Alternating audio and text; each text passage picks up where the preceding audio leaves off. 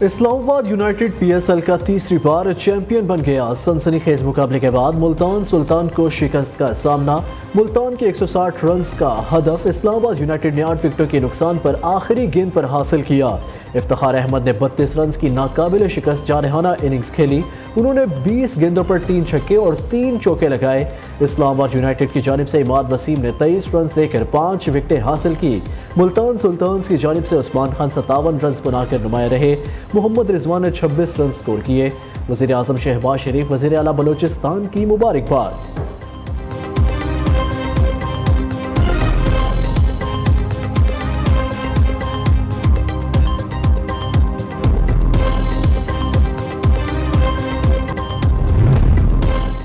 پاکستان اور I am F کے درمیان کچھ چیزوں پر اتفاق نہ ہو سکا۔ مذاکرات آج پھر ہوں گے۔ حکومت کو آئندہ بجٹ آئی ایم ایف کی رپورٹ کو مد نظر رکھتے ہوئے تیار کرنے کی ہدایت۔ کاروباری طبقے کے لیے سالانہ 85 لاکھ روپے کے ٹرن اوور پر رجسٹریشن سسٹم متعارف کرنے کی تجویز۔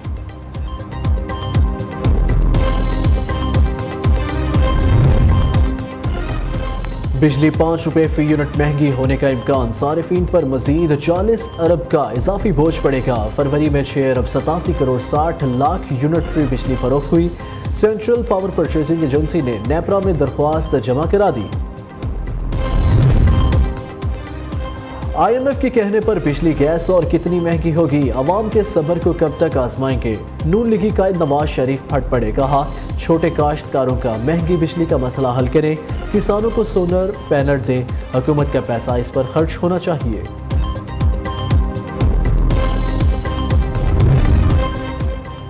عوام ہوشیار، خبردار، گیس بم پھر گرنے کو تیار۔ سوئی صدر نے گیس 324 روپے فی M M B T U بڑھانے کی اجازت مانگ لی۔ اوگرا 20 مارچ کو کوئٹہ میں سماعت کے بعد فیصلہ کرے گا۔ سوئی نودرن کی بھی گیس مہنگی کرنے کی اپیل۔ درخواست پر 25 مارچ کو لاہور، 27 مارچ کو پشاور میں سماعت ہوگی۔ شمالی وزیرستان میں سیکیورٹی فورسز پر حملے کا منہ توڑ جواب۔ پاکستان کی افغان سرحدی علاقوں میں کارروائی، دہشت گردوں کے ٹھکانے تباہ کیے۔ ترجمان دفتر خارجہ کے مطابق حافظ گل بہادر گروپ اور کالعدم تحریک طالبان کو نشانہ بنایا گیا۔ افغان حکومت کے چند عناصر ٹی ٹی پی کو پاکستان کے خلاف پروکسی کے طور پر استعمال کر رہے ہیں۔ متعدد بار عبوری افغان حکومت کو سنگین تحفظات سے آگاہ کیا، لیکن کوئی مثبت نتائج سامنے نہیں آئے۔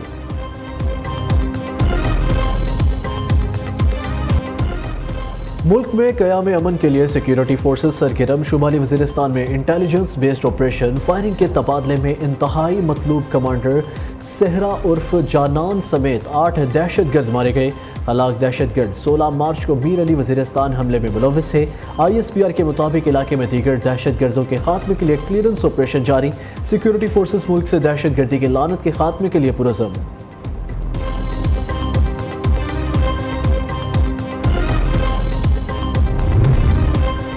غیر قانونی مقیم افغانوں کے لیے ملک بدری کے لیے آپریشن کا دوسرا مرحلہ۔ 15 اپریل سے افغان سٹیزنز کارڈ ہولڈرز کو واپس بھجوایا جائے گا۔ وفاقی وزارت داخلہ حکام کے مطابق افغان سٹیزن کارڈ ہولڈرز کا ڈیٹا حکومت کے پاس موجود ہے۔ ماضی میں غیر قانونی غیر ملکیوں کو ٹریس کرنے میں جو مشکلات درپیش آئی وہ اب نہیں ہوں گی۔ امریکہ کا دہشت گردی میں پاکستانی فوجیوں کی شہادت پر اظہار افسوس۔ نائب ترجمان امریکی محکمہ خارجہ ویدنت پٹیل کہتے ہیں، رپورٹ کے مطابق پاکستان نے جواب میں افغانستان میں فضائی حملے کیے۔ پاکستان اور افغانستان اختلافات کا حل نکالے۔ پرعزم ہے افغانستان دوبارہ دہشت گردوں کی محفوظ پناہ گاہ نہیں بنے گا۔ افغانستان میں دہشت گردوں کے خلاف کارروائیوں میں شہریوں کو نقصان نہ پہنچے۔ دو طرفہ بات چیت انسداد دہشت گردی پر پاکستان سے مسلسل رابطے میں ہے۔ پاکستان امریکہ کا ایک اہم شراکت دار ہے۔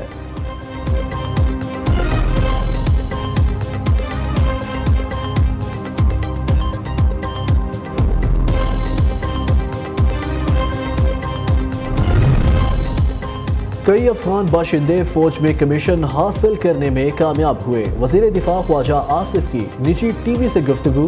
بولے، بطور وزیر دفاع 2-3 ایسی فائلیں سائن کی جن میں افغان شہریوں کو فوج سے نکالا گیا۔ بانی P T I Qamar Javed Bajwa اور فیض حمید کالعدم ٹی ٹی پی کو واپس لائے۔ شہداء کے قاتل افغانستان میں ہوں تو کارروائی کا حق رکھتے ہیں۔ ہم چاہتے ہیں دیگر پڑوسیوں کی طرح افغان بھی ویزا لے کر آئیں، افغانستان کے ساتھ اچھے ہمسایوں کی طرح رہنا چاہتے ہیں۔ پاکستان کو غیر مستحکم کرنے کے لیے مظاہرے کیے جا رہے ہیں، قربانیاں دینے والوں کا سوشل میڈیا پر مذاق اڑایا جا رہا ہے۔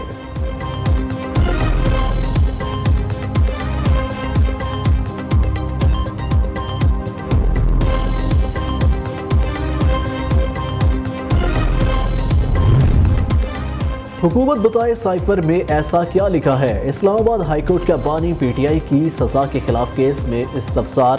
اسپیشل پروسیکیوشن ایف آئی اے نے کہا جو سائفر بھیجا گیا وہ کلاسیفائڈ تھا۔ چیف جسٹس عامر فاروق نے سوال اٹھایا، ایک شخص کو سزا دی گئی، یہ معلوم تو ہو کہ دستاویز میں کمیونیکیشن کیا تھی۔ قانون کے مطابق غیر ملکی طاقت کا بتانا ضروری ہے۔ واشنگٹن سے ایک شخص نے ایک چیز بھیجی، وہ کیا ہے؟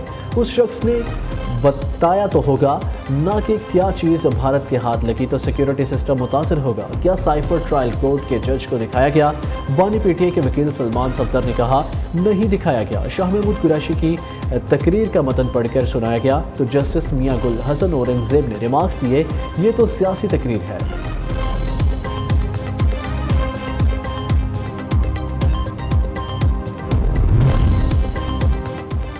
سابق چیئرمین وابڈا lieutenant general retired Muzammil Hussain کو F I A anti corruption circle نے 22 مارچ کو لاہور میں طلب کر لیا۔ Lieutenant general retired Muzammil Hussain کو وابڈا میں سنگین مالی بے ضابطگیوں کے الزامات پر طلب کیا گیا۔ سابق چیئرمین وابڈا کے خلاف تربیلا 4 پروجیکٹ میں $753 ملین کی کرپشن کا الزام ہے۔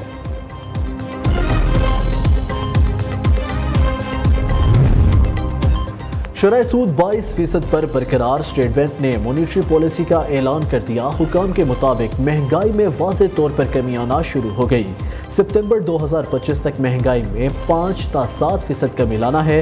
جولائی تا جنوری مالی سال 24 میں مجموعی خسارہ $1.1 ارب رہا۔ کرنٹ اکاؤنٹ خسارے میں سالانہ بنیادوں پر تقریباً 71% کمی ہوئی۔ پنجاب کے 3 شہروں میں میٹرو بس پروجیکٹ کا اصولی فیصلہ، لاہور میں انڈر گراؤنڈ ٹرین پروجیکٹ کا پلان طلب۔ وزیر اعلیٰ مریم نواز نے کہا کاشتکار کو جدید مشینری فراہم کریں گے۔ کھاد مہنگی بیچنے والے مافیا کو قابو کرنے کے لیے جامعہ حکمت عملی مرتب کی جائے۔ شور شرابے میں پنجاب کا مالی سال 2023-24 کا 4,480 ارب روپے کا بجٹ پیش، ترقیاتی منصوبوں کے لیے 655 ارب، صحت کے لیے 473، تعلیم 596 ارب روپے مختص۔ وزیر اعلیٰ مریم نواز کے خصوصی اقدامات کے لیے بھی بجٹ رکھا گیا۔ وزیر خزانہ مشتبہ شجاع الرحمان نے کہا پنجاب میں air ambulance, I T city, education programme شروع کریں گے۔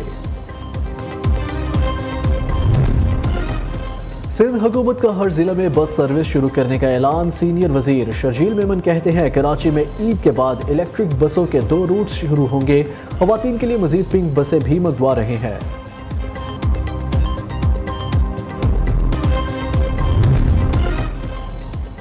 امریکی پشت پناہی سے اسرائیل انسانی حقوق پامال کر رہا ہے، اب امریکہ کیسے دنیا کے سامنے انسانی حقوق کی بات کر سکتا ہے؟ سربراہ جے یو آئی مولانا فضل الرحمان کا مکہ مکرمہ میں مسالک کے مابین وحدت کے عنوان سے بین الاقوامی کانفرنس سے خطاب، کہا فلسطینیوں کے حق کے لیے ہمیں کمر بستہ ہونا ہوگا۔ آج امت مسلمہ کو وحدت کی ضرورت ہے، ایسا نہ کیا تو ہر اسلامی ملک کو عراق، لیبیا، شام اور افغانستان جیسی صورتحال کا سامنا کرنا پڑ سکتا ہے۔ ریٹائرمنٹ کے بعد قانونی رکاوٹ توڑنے اور مختلف ایونٹس کو غلط بیان کرنے کا کیس، قمر جاوید باجوہ، فیض حمید، صحافی جاوید چودھری اور شاہد میتلا کے خلاف اندراج مقدمہ کی درخواست سماعت کے لیے مقرر۔ اسلام آباد ہائی کورٹ 25 مارچ کو سماعت کرے گی۔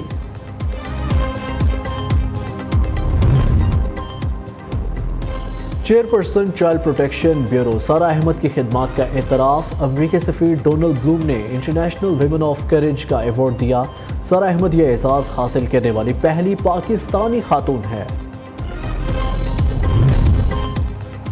اور صادق آباد میں اسلامی فن طرز کا اعلیٰ شاہکار خوبصورت نقش و نگار، دیواروں پر قرآنی آیات اور مختلف رنگوں کے قیمتی پتھروں سے مزین بھونگ مسجد، خوبصورتی میں اپنی مثال آپ، مسجد دیکھنے والوں کو اپنے سحر میں جکڑ لیتی ہے۔